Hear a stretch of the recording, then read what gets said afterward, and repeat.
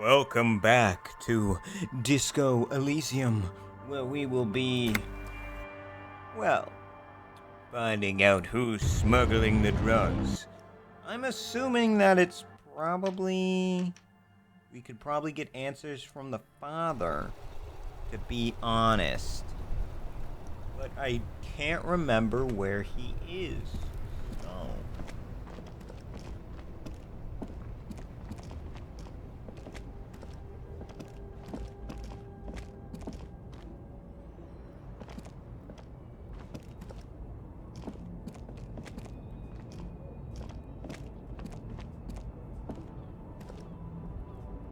Come on.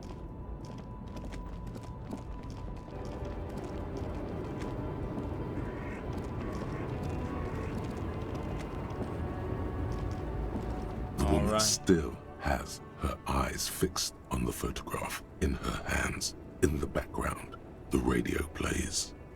If you want her attention, you may need to be more forceful. Where am I? Who are you? Who are you? Like a magician recalling a subject from hypnosis, you jolted her back. The smile on her Reality. face has disappeared, replaced by the wary aspect of a cornered beast. I was actually hoping you could tell me that. Never mind. I remember now. I'm still stuck in that traffic jam in the 50s. She adds, with a contentment. Wait, what's so bad about the 50s? Where else would you be and then? Where else would you be then? When else would you be then? The men have the small jaws and everything is made out of plastic. Why do you need plastic when you can make the world out of amber? Where else would you be then? Back in Mecca, during the time of the revolution. The sidewalks and cafes are filled with the young people.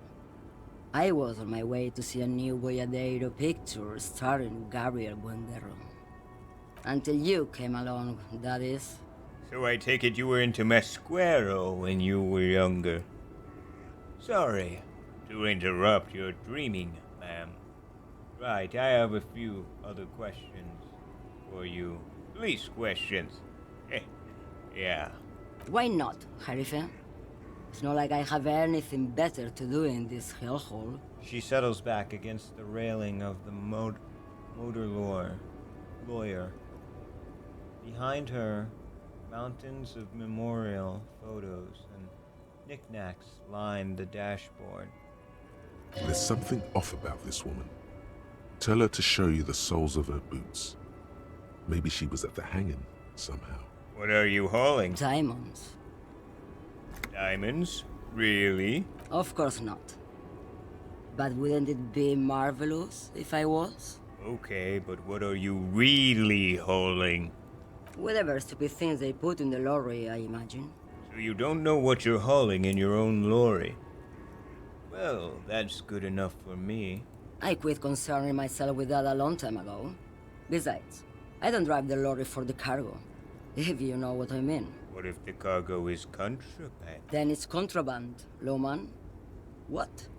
Do you want to take an old woman in? Be my guest. Lock me away like Bad Hand Hermenegildo.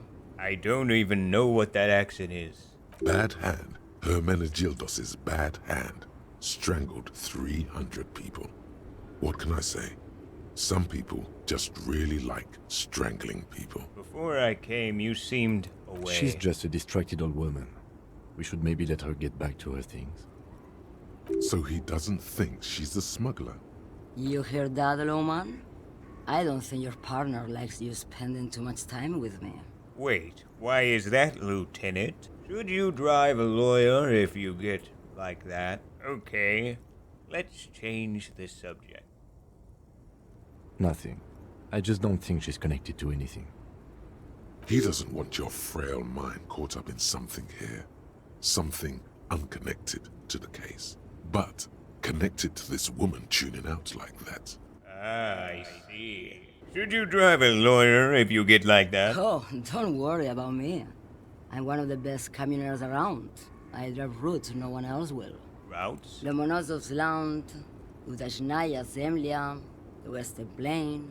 She nods and closes her eyes again, letting her mind submerge. The Transcatolia Magistral. You for 1A. Adestradas do Mirador. All the good ones. The deep trenches. Where the bluebirds fly. She opens her eyes again and shudders. I'm somewhat of an expert in blacking out. You should take better care of yourself. This should be reported to the proper authorities. Cool. Right until you're dust, sister. Irmao. I already am dust. Now what do you want with an old woman's boots, Sheriff? It's important police business, ma'am. Please, help me out here. It's important. Nothing, I guess. Let's talk about something else. Please? I think you should let me get back to Gabriel Buenguerro. You are not Gabriel. Gabriel doesn't say please. She's wearing sturdy worker's boots made of black leather. Buckles run across. The sole is also made of leather. Now the other one, please. Just before Gabriel, it was the coronation of Franco Negro. Now, there was a real man. There is no abrasion in the pattern that you can see. He puts her foot down. Moreover, the boots were size 37. Tiny. There are too many discrepancies in all this. Another discrepancy, although not boot-related, is the coronation of His Innocence, Franco Negro, which happened 500 years ago. Wait, what do you mean it was the coronation of Franco de Negro? It was. And then it was no more. And I was no longer holding my father's hand. He was no longer descending the stairs in Ryle. The crowd had gone silent. Perhaps it was another Sheriff who came and woke me up, looking at my boots, asking questions. Or perhaps it was one of the others in this carnival. I don't remember. This is like a French accent. I love the accents in this game. I've never heard them before. As she says carnival, she gestures to the empty square with the statue and the machines. She is not Odd Soul. These are not the boots that made the prince. I could have told you that from just looking at them. The size is 37. The feet of a little girl. They fit well on the pedals. What do I need drugs for, Lowman? What I see, what I feel. The great adversary. No drugs can compare. Where could I get my hands on an experience like that? If you don't know, Maybe if she thought you're corrupt. I wanted to ask if you'd be interested in smuggling some drugs. why would I want to do that? For commerce, the lifeblood of the Isolas. For the glory of the world, republic, libertation of the spirit and body. I don't know. The thrill of criminal life. Lowman, what in the name of God are you talking about? Maybe. Probably not. Makes no difference to me either way. You say either. You don't know what cargo you're hauling. Could it be drugs? Just this month, I made half a dozen trips from Saramiriza to Grad, on the U41A. What do you think they take from Saramiriza to Grad, Lowman? I don't know, that's why. Drugs! No, Lowman, diamonds. If you had to guess, who do you think is smuggling drugs around here? Easy. He's the skinny man who thinks he's a poet. Never trust a poet. Also, he's the only one I can see from here. That's correct. There is no visibility of any of the others. Okay, if you're not involved with the drug trafficking, then why are you still waiting here? Where do you want me to go? This isn't so bad. I can listen to music, or the seagulls. Look at all the colors and the futures of this world. It's a good palate cleanser, this jamboree. Or I can just relax and let my mind carry me back where it will, to the Great Plains. I think we're done here, no? Yes, go. Enough jamboree. I need to get back to Meski.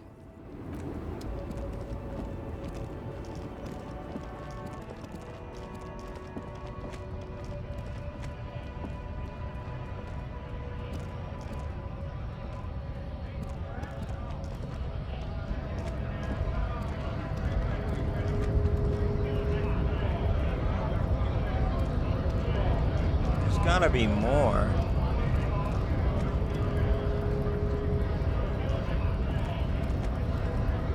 Wait, is that it? Is it only them two? What about this Hola, one? Wandering Man. How can I help you?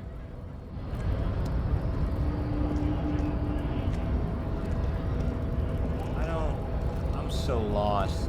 What the hell? There's gotta be more. That can't be all of the cargo, right? Well, this is about to be a pretty disappointing video. Not gonna lie. Hello again, my man. What's on your mind? You seem like a man who knows about drugs. Ah, man. Me and narcotics go way back. Had some good times surfing the psychic waves of my own consciousness, you know? But those days are behind me. There are other addictions in my life now. Why the inquiry, my man? I need to get high. I'm looking for a dealer. Ooh, going stealthy, baby. Let's go. Hey, man, that's serious criminal talk. Are you trying to pull some sort of an entrapment thing on me? Entrapment is a practice whereby an officer of the law induces a person to commit a criminal offense that the person would have otherwise been unlikely to commit, usually through some trickery, persuasion, or fraud. What? No, of course not. Then what's your deal here? He rubs his jaw. So much for subtlety. Better get straight to the point. We have a credible lead, sir.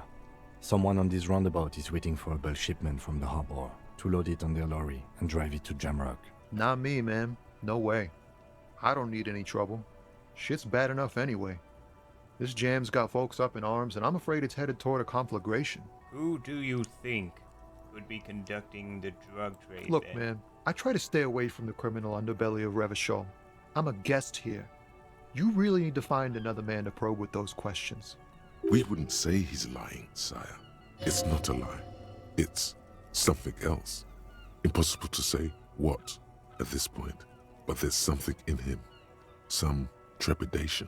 Tell me more about this strike. It's like whatever's going on over at the docks. Workers got a blockade set up, making demands, no way in or out. Anything else? Yeah, this ain't really my area of expertise. I just do my job and get paid. I have us lorry drivers, camionneurs. You still hang around here waiting for this mess to end. Most have scurried off somewhere to get drunk or high. Or laid. Not that I blame them, really. Not my thing. Chasing transient pleasures is a drag these days. I prefer the examined life now. Thinking, reflecting, observing. He glances down at the road towards the horizon. A glint of something in his eyes. He tries his best to look nonchalant, but there's a rigidity in him, as if trying to conceal something warm and deep beneath a cool exterior.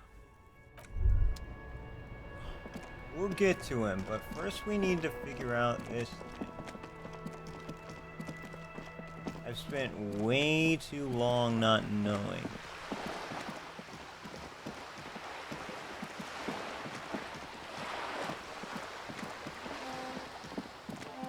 I'm gonna see if I can find one dude's that. A sturdy metal door guards the southwest entrance to the apartment building. It's locked. Is there another way in?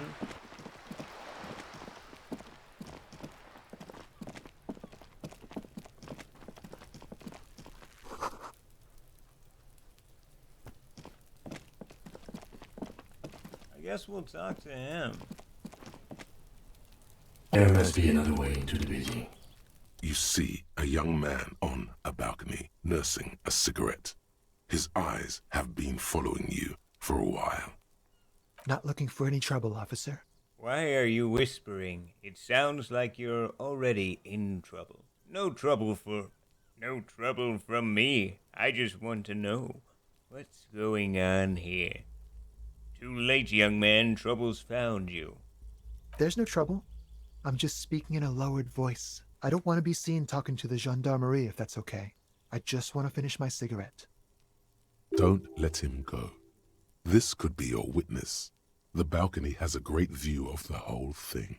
Actually, the gendarmerie really needs to talk to you. Is it really that important? He asked you, adjusting his shirt. All right, but make it quick. Once I finish this cigarette, I have to run. I need to get inside the apartment building. Can you help me? Help you?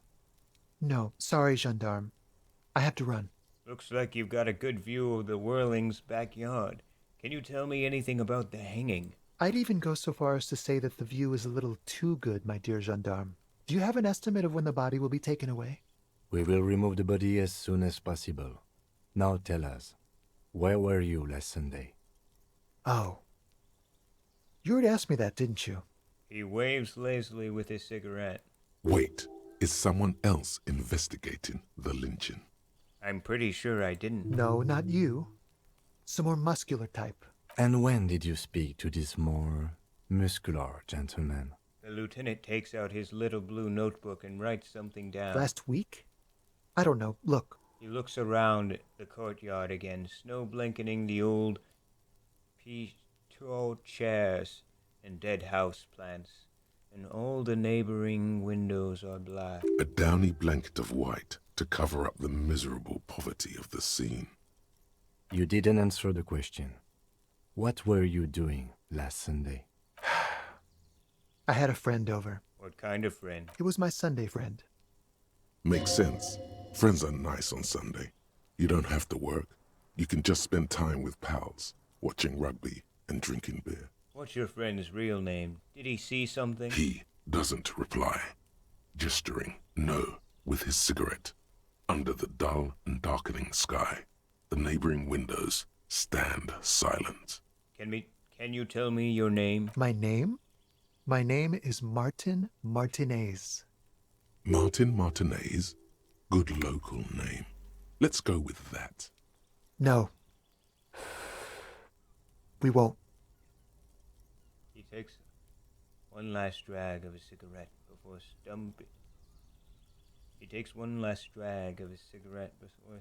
stubbing it out on the snowy balcony with a dying hiss. Now, if you'll excuse me, I really need to get going. This isn't the place or time for questions. Who knows who might be watching from the distance, hidden behind the curtains? Hey, listen, lower your voice. I am just trying to make things okay again. Can we meet again somewhere else? For a moment, the man on the balcony seems almost vulnerable. Something moves in the depths of his feline eyes. Compassion and a hint of understanding. There's snow gathering on his hair and on his shoulders. A speckle of white against the purple that hangs loose on his slender frame. I am sorry, but I really don't have the information you're looking for. His voice is softened deliberately. With a flicker of his wrist, he sends the cigarette butt sailing over the railing. But, hold on, what's that? For a split second, his hand lingers, as though gesturing towards a stone placed right next to the front door. It's a sign. Good luck with the investigation.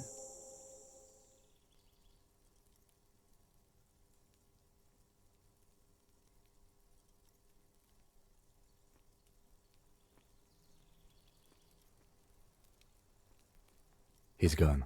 The lieutenant puts away his notebook and turns to you. We should run after him and see where he went. No point in running. Tenements like these often have multiple exits. If he doesn't want to talk to us, then he'll know how to hide himself. So we just give up? He could be a witness. Him or his Sunday friend. Either way, we need to look into that muscular type who's asking about our case. He did leave us a sign. Did you see that? He wanted to draw our attention to that stone right over there. Lieutenant nods towards the small rock on the soggy patch of grass. If we find a way inside the building, we can ask around for his apartment. Great, let's do it.